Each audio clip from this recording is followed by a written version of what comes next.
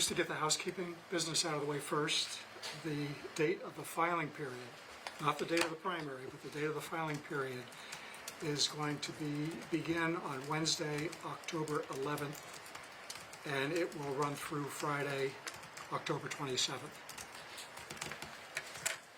And we would encourage all presidential candidates that want to have their name appear on the ballot to show up in person and take advantage of the hospitality of New Hampshire and the great coverage that they get from the New Hampshire, the national media when they do that. If a candidate waits until the last day of the filing period to submit their declaration of candidacy, that must be done in person. So if we don't receive a declaration of candidacy from a presidential candidate by the last day, October 27th, they have to submit that in person.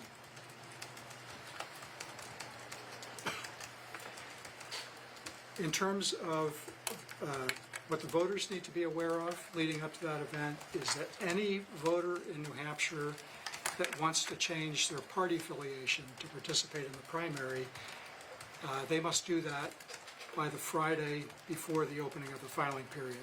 So that date is Friday, October 6th. Once that date comes and goes, any voter who is registered as a Republican or a Democrat are going to be locked into that registration until after the primary election, the presidential primary. And then the final thing related to the actual scheduling of the primary is that we would encourage all UOCAVA voters, and those voters are uniformed and overseas citizen absentee voters that are not in the country, to get their applications in for their absentee ballot so that we can process those as quickly as we can. And that will certainly help us maintain our first in the nation primary if they do that. So with that said, I would like to move on to addressing the 14th Amendment issue that has been raised not only in New Hampshire, although New Hampshire was one of the first states that issue surfaced, but this issue is being discussed in pretty much every state in the country now.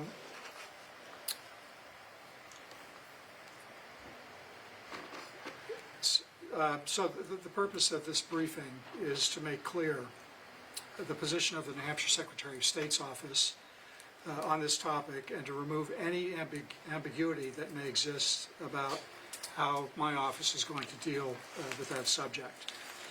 And I'll preface that by saying that New Hampshire celebrated the 100th anniversary of its first in the nation presidential primary in 2020. And that tradition continues because it is very easy for anyone to get their name on the presidential primary ballot, provided they meet the qualifications of Article 2, Section 1, Clause 4 of the United States Constitution. That means a candidate for president must be at least 35 years old, a natural-born United States citizen, and they have to have lived in the country for at least 14 years. Additionally, in New Hampshire, a candidate must pay a nominal $1,000 filing fee, or if they're indigent, unable to pay, they can collect 10 signatures from voters in each of New Hampshire's 10 counties and submit that in lieu of the $1,000 filing fee. New Hampshire is a small state geographically. It has a population of approximately 1.3 million. It has limited media markets, but a very highly engaged electorate. So a candidate does not need great wealth or high name recognition to be able to run a campaign here. As long as they're able to connect with voters, they have a chance of being successful. So New Hampshire is the place where anyone who had that fourth grade dream of growing up to be President of the United States can actually come here and try and make that happen. RSA 655:47 is the New Hampshire state law that prescribes the declaration of candidacy for the presidential primary.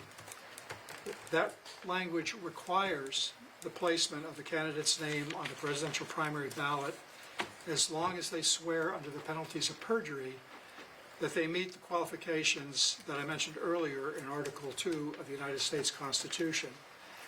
That language is not discretionary. As long as a presidential candidate swears under the penalties of perjury that they meet the above qualifications and they pay the filing fee, during the filing period, their name shall be placed on the ballot. There is no mention in New Hampshire state statute that a candidate in a New Hampshire presidential primary can be disqualified using the 14th Amendment of the United States Constitution referencing insurrection or rebellion. Similarly, there is nothing in the 14th Amendment that suggests that exercising the provisions of that amendment should take place during the delegate selection process held by the different states. There is nothing in our state statute that gives the Secretary of State discretion in entertaining qualification issues once a candidate swears under the penalties of perjury that they meet the qualifications to be president. If a candidate for president properly submits their paperwork during the filing period and pays the required fee, their name will appear on the ballot. I'd like to take that one step further and talk about how this issue impacts the individual states, because each individual state is responsible for conducting its own nominating event for presidential candidates. Some of those events are run by the states, like New Hampshire. Others are run by the political parties. Many states conduct primary elections, and other states hold caucuses. In most states, the Secretary of State is the chief election officer. In other states, elections are run by election boards or commissions. Each of these nominating events are designed to award delegates to the National Convention who support the various candidates using formulas that also differ from state to state. In short, there is no uniformity to this process. At a presidential primary in New Hampshire, a voter casts a vote reflecting that voter's preference for which candidate they would like to support. But effectively what they are doing is awarding delegates to the National Convention where the nominee will actually be determined. So it's not a direct vote, but it is a process. Understanding these realities, the effort to exercise the 14th Amendment provisions by encouraging individual secretaries of state to rule separately on a 14th Amendment disqualification issue at a presidential primary or caucus does not make sense. In a situation where some states permit a name to appear on the ballot and other states disqualify it, there's going to be chaos, confusion, anger, and frustration. That will be the result. Either a 14th Amendment disqualification applies across the board, or it does not. The United States Supreme Court is the authority that could make a determination on a disqualification challenge regarding a presidential candidate that would apply to all of the states. At a time when we need, as election officials, to ensure transparency and build confidence among voters around the country, the delegate selection process should not be the battleground to test this constitutional question. I'll close by saying New Hampshire has a proud tradition of welcoming all qualified candidates participating in a presidential primary, and that will continue here. So with that said, I'd be happy to answer any questions. Mr. Secretary, on this topic, how, for lack of a better term, crazy would it be for you to disqualify a candidate without any due process, to just proclaim that they could not be on the ballot had they not gone through some kind of judicial review? I don't think that could be done. And again, it just comes back to, this is not the venue to be trying to force this issue into the courts. If you look at the polls nationally, there is a significant decline in the confidence that voters have about the election process around the country. And although New Hampshire still maintains high confidence in the elections that we conduct here, we're slipping. And, you know, we have to be aware of that. And so I put together a special committee on voter confidence that addressed these issues. And the takeaway from that, for me, was that elections have to be totally transparent. We have to educate the voters on what the processes are and all of the checks and balances that are at play in the election process. And maybe the most important thing is that we have to take the time to listen to people. And that just doesn't mean election officials. That means voters. You know, we have to understand each other and what the concerns are and work together to make sure that our elections are sound. Polarization is not helpful, and I think that this effort that is trying to be played out in the delegate selection process of trying to disqualify a candidate under a U.S. constitutional amendment is not good. You know, I understand there has to be a way to get the issue to the court so that the Supreme Court can decide, but I don't see anything good happening with the process that some people are undertaking. Still, Mr. Secretary, there are people who say that you're a Republican, you were elected by a majority of by a Republican majority in the House. This is, you know, in the interest of Donald Trump or the interest of the Republican Party. What would you say to people who raise that issue of partisanship? Well, I was elected by a bipartisan vote in the House of Representatives and the Senate combined in joint convention. And I have followed the practice of my predecessor as running this office in a nonpartisan way. And I should have introduced my deputies to you because I have Aaron Hennessy on my left and Patty Lovejoy on my right. Aaron is a Republican, Patty's a Democrat. And we welcome any member of the legislature and any member of the public to come into this office and share their concerns. So I'm looking at this strictly from the viewpoint of an election administrator, and that's how I'm basing my decisions. Did the Attorney General's office render an opinion on this? They have, and I expect that they will be commenting after this press conference is over with the guidance document that they submitted to me. We're appreciably on the same page on this, but they can comment about their thoughts.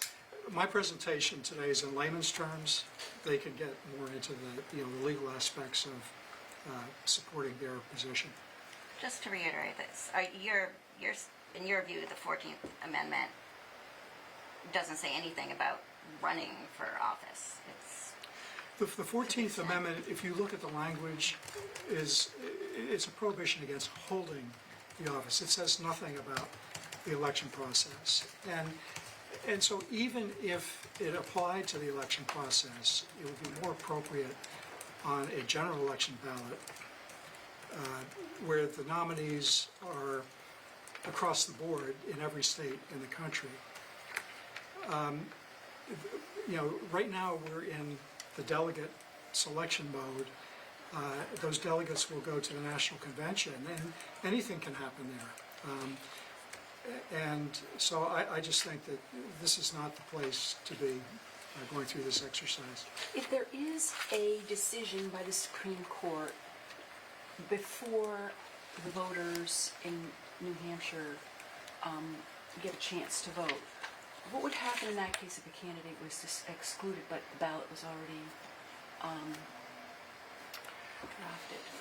I think we have to wait and see what happens. I mean, we have provisions in our statute for when a voter, when a candidate dies during a campaign, excuse me, or if a candidate is disqualified in a state election, maybe they move out of their district, as an example, then we are required to reprint ballots up until a certain point. I mean, you reach a point where there just isn't enough time to reprint ballots statewide, and we would figure out a way to deal with that. But it's tough to say on a hypothetical basis, but there are ways to deal with candidates who are no longer qualified to be on the ballot.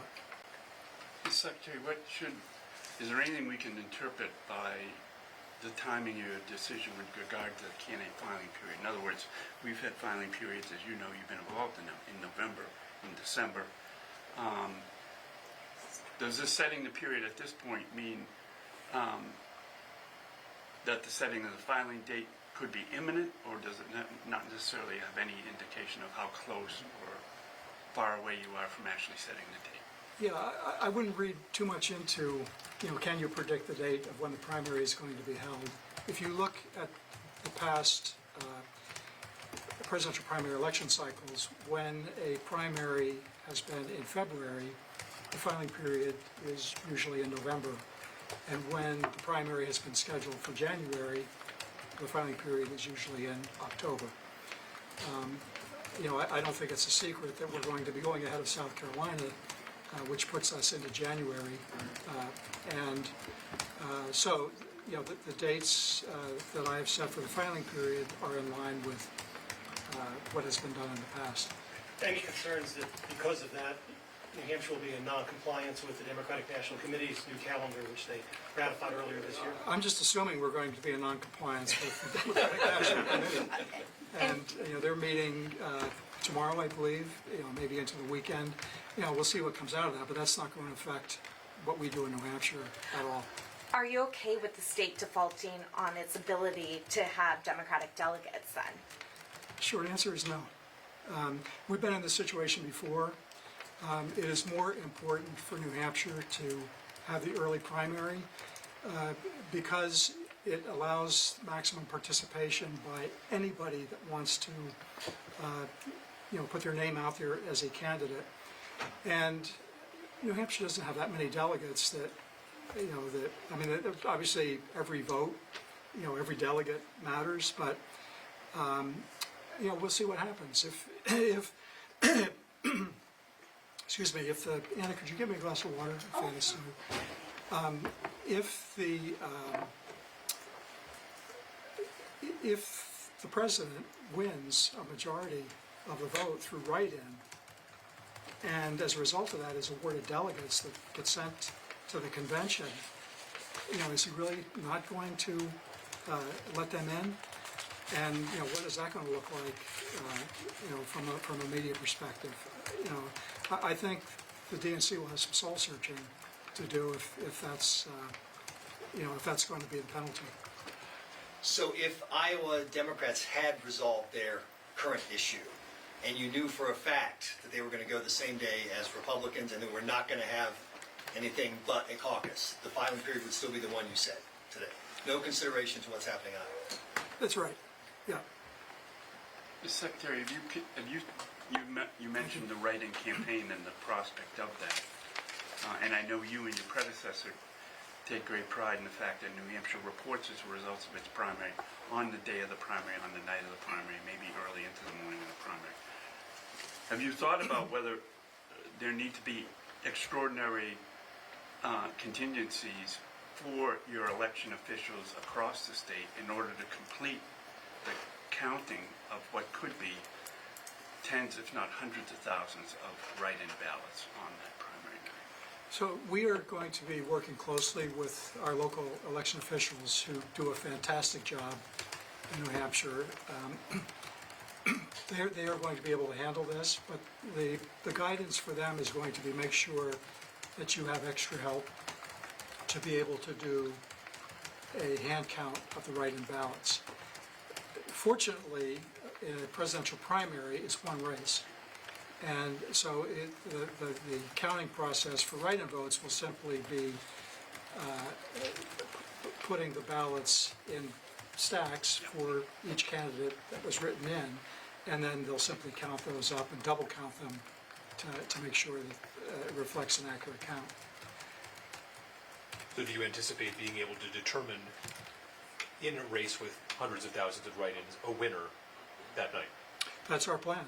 We expect to do that. Secretary, just to recap, so there's nothing to stop Donald Trump from filing to run in the in the Republican primary for president in New Hampshire, correct? No, as long as he submits his declaration of candidacy and signs it under the penalties of perjury, pays the $1,000 filing fee, his name will appear on the presidential primary ballot. But at the same time, you'll be watching what happens in the courts on the issue. So I'll be certainly watching what's happening with the courts on the issue, but we'll have to see how that plays out. But as I mentioned in my comments, I mean, I think a decision on this requires a ruling from the United States Supreme Court to do anything differently than what we have planned here. If a 21-year-old were to, despite clearly not being constitutionally eligible for the presidency, swear under penalty of perjury that they are eligible and file their candidacy, is it your position that they have to appear on New Hampshire's ballot? If there was reason to believe that somebody committed perjury on filing the declaration of candidacy, we would pursue that and determine whether that person is not qualified to run because of the age issue. The qualifications in Article 2 are fairly easy to prove. I mean, a birth certificate or even a driver's license in some cases could determine whether a person is old enough or not. There was a presidential primary candidate some years ago, back I believe it was in the 2000s, that came in and filled out the declaration of candidacy, signed it under the penalties of perjury, and then after the fact, he actually left some of his campaign literature here in the office, and when we read it, he was not a natural-born United States citizen, and it was clearly stated in his information. So we called him and asked him to verify that, and he admitted that he was born in a foreign country. He was naturalized, but was not a natural-born United States citizen. And in that case, his name was removed from the ballot. Yep. So there are some election officials in some states who are considering moving forward with this. You talked about the law. You talked about the need for a national view. But do you have any? What would your message to them be about this effort you're trying to do in New Hampshire of getting people to have confidence in the election process again and trying to build unity? What would your message be to people who are thinking maybe I can do something good for my political party, punch Trump in the nose by doing this? What would you say? Yeah, I mean, they have to think about what is best for their own state, and I hope that they do that not from a partisan standpoint. One of the great things about New Hampshire is that we are one of 3 states in the country where the Secretary of State is elected by the legislature and not the population at large. Many Secretaries of State around the country are political because they run on a partisan ballot in a primary, and then they're running against an opponent from the other party in the general election. So, there is partisanship that is built into that process. But this issue, I think, is too important to play partisan politics with this, and I would hope that any Secretary of State, and I know most of them, and I think they all want to do what's best for their state. I want to do what's best for New Hampshire, and I don't want to tell them how they should do their job. But I think that this issue is really important to the polarization that exists around the country, and trying to reestablish that confidence that we need to remain a thriving democracy.